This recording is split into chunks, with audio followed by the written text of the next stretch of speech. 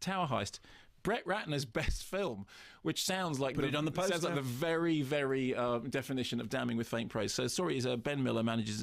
Instead, if you've seen the trailer, you'll know everything I'm about to tell you. Ben Stiller manages an apartment block. His most wealthy resident is Alan Arkin, lives on the top floor. It turns out that Ben Stiller has invested all the workers' pension funds with the Alan Arkin character, who is Alan Alda. Why did I say Alan Arkin? Alan Alda is the most famous resident who lives on the top floor. Ben Stiller has invested all of their pension savings with him. Then, very early on in the film, he gets arrested. Turns out he's been involved in financial fraud.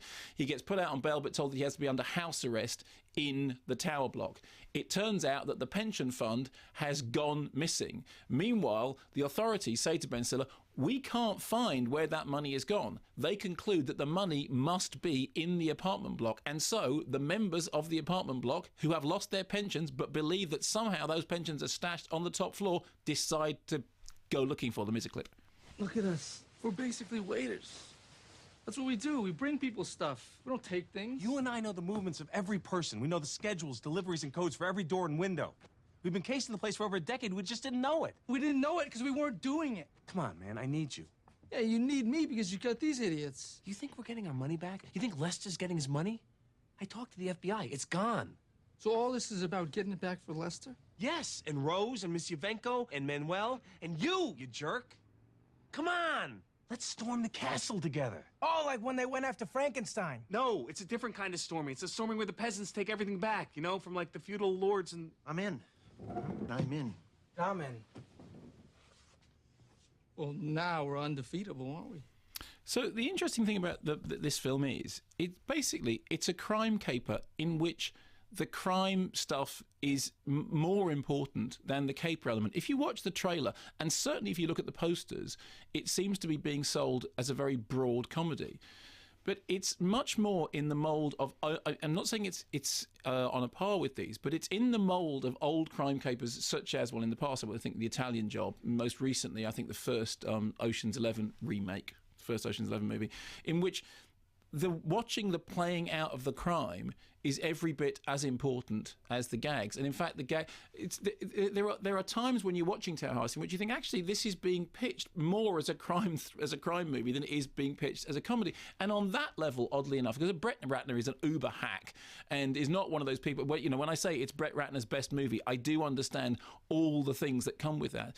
Yet, whilst it is playing out, whilst it has Eddie Murphy doing his shtick, whilst it has Ben Stiller doing his shtick, whilst it has Casey Affleck doing his shtick, while it has Matthew Broderick doing their shtick, there is still a crime narrative, which is, we believe the money's in the top floor, how are we going to get it out, can we find it, blah, blah, blah, blah, blah. And if there is a redeeming virtue to the film, which I would say definitive, it's fluff. It is absolutely woolly fluff. I'm not making any claims for it being a good movie, although whilst I was watching it, it passed the time perfectly fine. But the reason it passed the time perfectly fine was that it was taking its crime thread at least seriously enough, and its central idea, which is, it's a pensions fraud thriller. I mean, how timely is that? The deal is they've got to do the thing because they've got to get their pensions back. And they are figuring out, where is the money? Has he got the money? If he has got the money, how are we going to get it out? And that was enough to keep the gags being strung together quite well. So when they were doing, Eddie Murphy actually, and this is perfectly acceptable, sometimes I find Eddie Murphy completely insufferable. And best thing Eddie Murphy's ever done is, being Donkey in the Shrek movies, which just goes to show that he's best when talking out of his ass. But that whole thing about... I feel that's a line you might have delivered before. Somehow. Is it? I'm very happy with it. And if you've got a good gag, stick with it. Absolutely. What I want on my tombstone... There'll be another chance to hear that gag on Radio 4. If you go and see Mark on his tour. Thank you. What I want written on my tombstone is, there's no such thing as a cheap laugh. And in the case of this, the cheap laughs are strung out along a solid narrative railroad track. So consequently, since the whole train is moving forward at a pretty brisk pace thanks to Brett Hack Ratner, they kind of get away with it. I mean, there's nothing more remarkable about it than that, but having gone in thinking, oh, blimey, it's a Brett Ratner comedy with a poster which short of having Matthew McConaughey leaning on something, really made me think, I'm not interested in this film at all. And it works on the level that it is more crime than caper. Therefore, the caper stuff manages to be funnier because the thing is moving forward at a narrative pace enough that whilst you're in the cinema, it passes the time. Again, once you're out the cinema, it's gone, but you don't pay to see Tower Heist in order to have food for thought.